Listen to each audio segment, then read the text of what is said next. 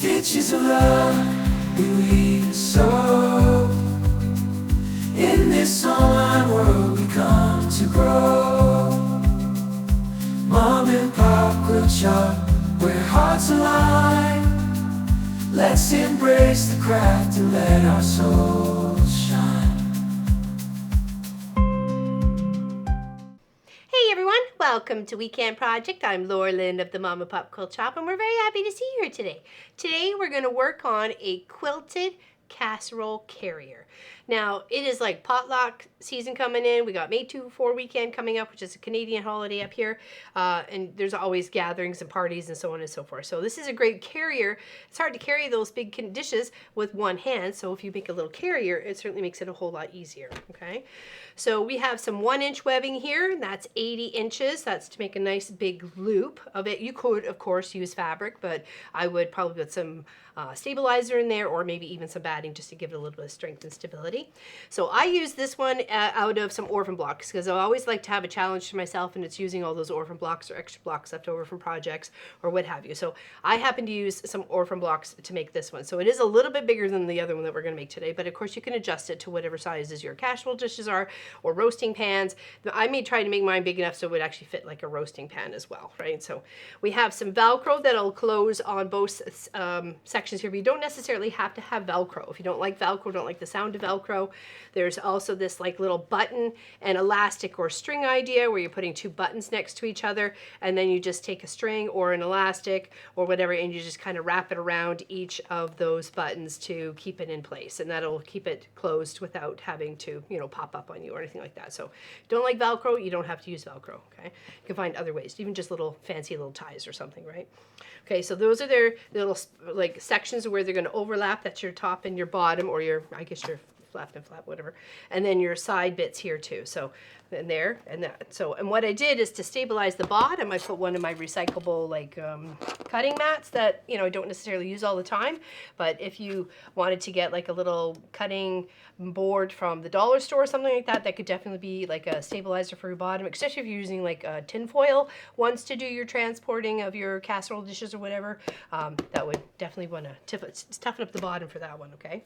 So then once it's like, you know, all filled with your goodies and your desserts or whatever, and it's all wrapped up, you put your little flap over and your flap over, and of course you can mark it where you think maybe it's going to overlap. I have some big Velcro here I like to use up, so I just kind of put it right there so it'd have enough room to stack, you know, with the dessert or whatever in there. I say dinner, but I really want dessert. And then just flip that, and then you've got your little web meshing sewed all the way around, and then you're good to go, okay? So let's show you how I got there. So my first two cuts here for my materials, it's 42 inches in the length, and then by 12 inches, which gives me a nice, here, I'll show you what it looks like on the side first, because I have already layered this up. I don't want to make too many of these casserole carriers. So what I did is I took two strips of material, 6.5 inches wide, sewed them together. That gave me like 12 inches, okay? And then I cut some little strips out of them. These were cut at 3.5 inches wide, and then put them all together. And then there's the other strips I put on this side. So this actually was two strips of the material, and it got me this far. So of course you want two sides of this. You can mix and match whatever, like I just want to show you something that was pretty and quilted. And then for these, so this is the 42, and then these little pieces here are 12 by 12. So you find the halves, you line it up, and then you make like a big cross or an X, okay? Now you can batting both sides of this or just one side. For the other one I did both sides. For this side I just did the one side. It depends on what you need it for, right? If you want, you can put some insulating fabric as well in there if you want to make sure it stays like a hot or cold dish. So just a carrier, but you know, you can do whatever makes you happy. Okay, so once we have those bits together, you're going to put them right sides together, and then you're going to sew all the way around like a good 1/4 inch to a 1/2 inch. And when it comes to the corners where it peeks in and comes out, I'm going to show you what you're going to do to eliminate some of the bulk. Okay. So on the in corners here, you can see that our seam allowance is right here, and then we clipped into the corner, and then clipped into the corner to leave some of the bulk. And then same with the corners on the outside corners here. Just poke it out there so you can see. I trimmed it up as well. So here's my seam allowance on both sides there, and then it clips down into where the corner is. Of course, don't come into your stitches or you'll be sad and you'll have to go poke it all back out and resew it. But, okay. So once you got those just kind of trimmed up, you know, so you don't have the bulk in there. I'll turn them so it's right sides out. And you're leaving, of course, a gap on one of the long edges, okay, to be able to turn this project right side out and inside out. Okay. And then you just want to give it a little bit of a press all the way around, folding in that one edge here for where we're going to turn it right side out. Okay. Just going to make sure we're poking out our corners. That's always takes the longest part, so I want to try and save that for you. Turn those raw edges in, make sure they're nice and even. Pop a little clip, and then what we're going to do is just do a top stitch all the way around, pivoting at the corners, just making it a nice one unit, okay?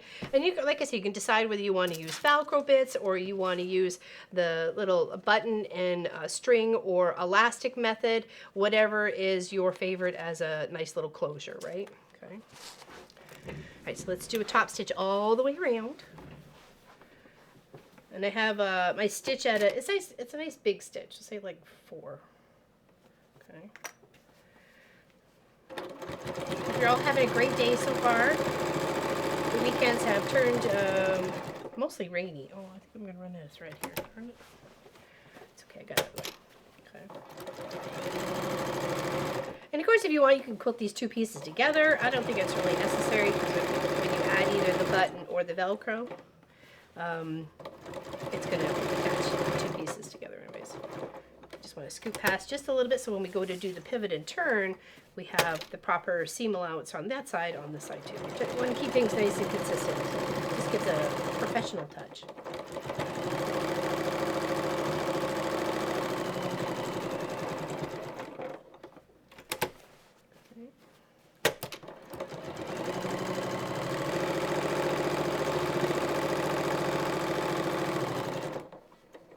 This, like I said, it's a great way to use up some orphan blocks. This one is actually going to be a gift for someone because I'm keeping the orphan one block for myself. And this kind of reminds me of like watermelon and strawberries and just everything kind of summer and picnicky and potlucky. Alright, so let's try and line back up here. Do a little bit of crossover from where our bottom ran out. Okay, and then turn.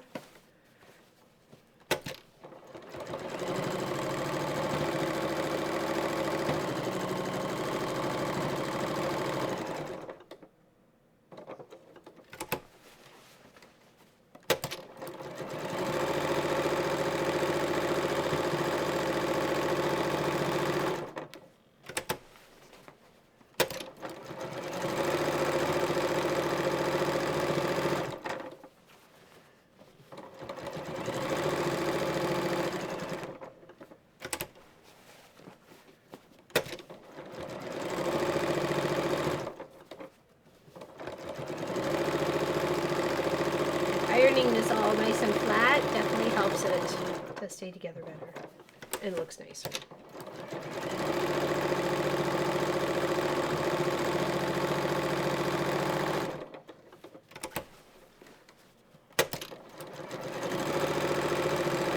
I've used batiks here, but you can use cottons. I used cottons in the first one that I built out for the casserole carrier, quilted casserole carrier. That's almost a mouthful.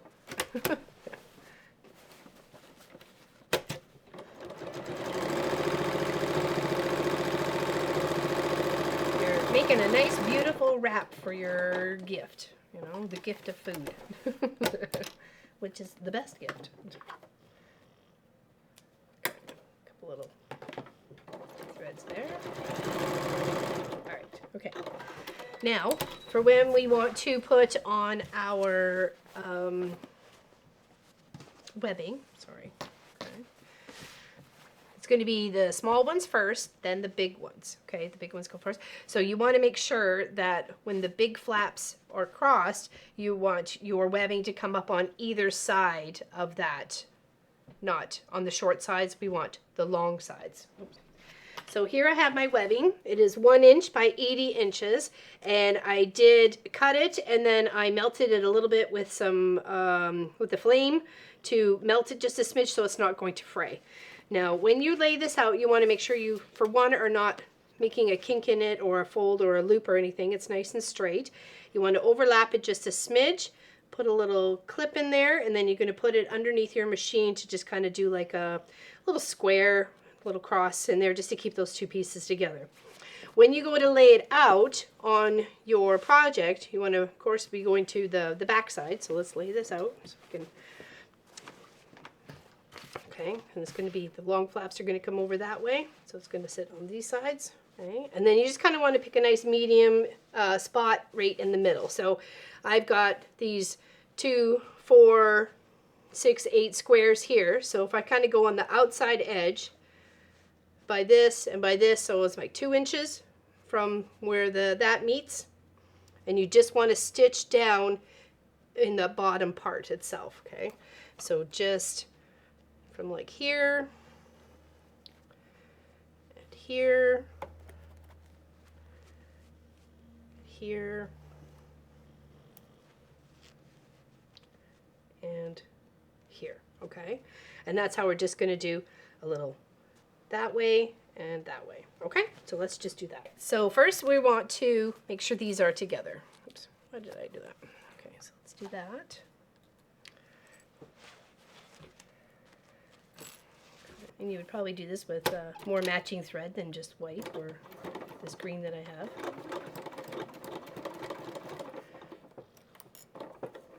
Okay, I'm going to lift up. More stitches. We're going to make this as one unit. Okay, and then turn around, do it across.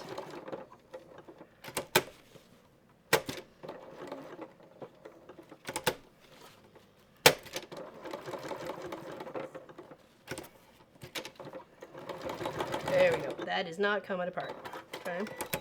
They give you a little sharper marker in there if you want. Okay. So now we take that. We want to make sure it's in the middle and we're not looped. It's nice and even. We got a nice big loop here. Okay. So if we go like this, hold on. This is how we can easily find the halves. You put the stitched end over here and the equal end over here. Okay. And then you got the little there. Now you want to put those two together, those two little folds, and then that goes right in the center, and that goes right in the center. And then you know you've got equal portions for both sides, okay? That goes right, oops, right in the center. And we're putting a little marker in here, okay? Because we're going to sew all the way through.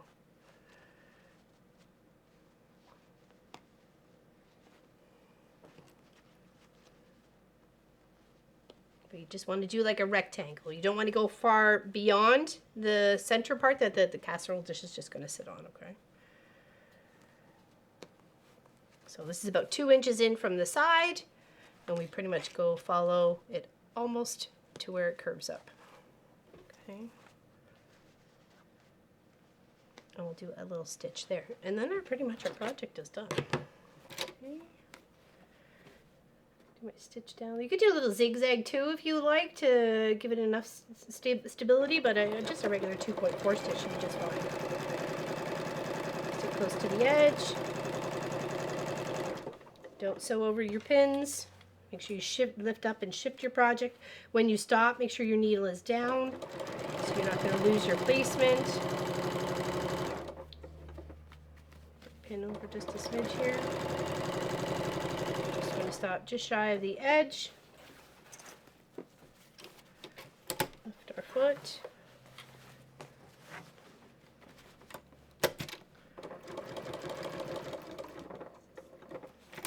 Lift our foot.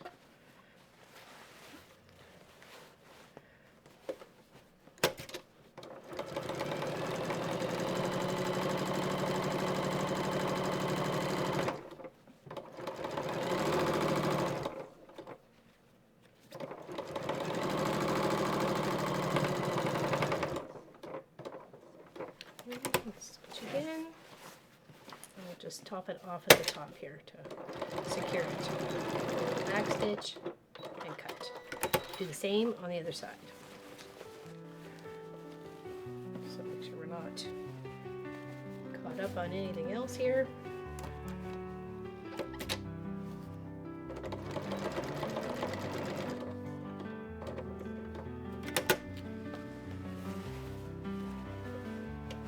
Welcome to the soothing sounds of Sophie's snooze along.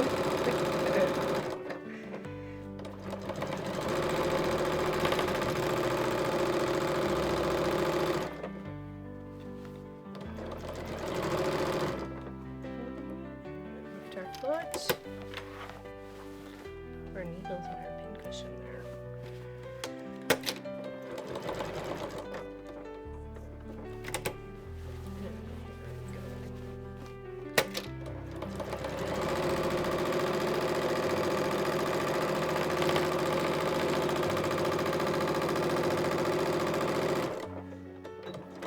Stitch to secure. Awesome. They are 1 unit now. Okay, so with your chosen enclosures of how you want to seal it up. Some people don't like the sound of Velcro, and I get that. I honestly do. I do get that. Short one, long one, long one, and then sealed up. And it gives you a variety of ones to carry, right? There's different sizes of casseroles. There's the smaller square ones. There's the rectangular ones. You know, and then this even gives you like a cookie tray. You know, you can pop it in so it sits out into the corner, sort of thing.